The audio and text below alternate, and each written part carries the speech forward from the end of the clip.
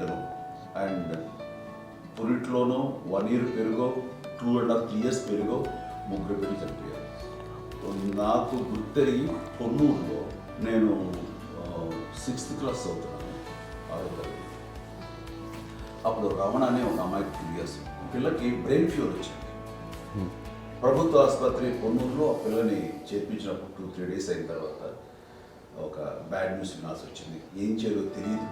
అమ్మ వయసు చిన్నదే.